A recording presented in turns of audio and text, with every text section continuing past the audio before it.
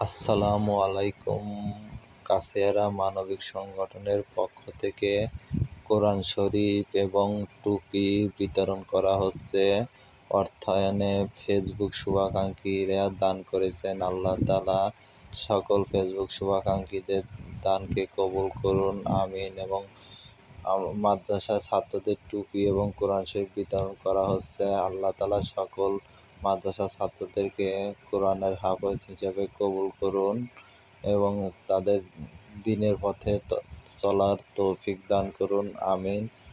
সকল ফেসবুক শুভাকাঙ্ক্ষীদের জন্য দোয়া ও ভালোবাসা রইল। আল্লাহ তাআলা সকল বালা মুসিবত থেকে হেফাজত করুক, আমিন।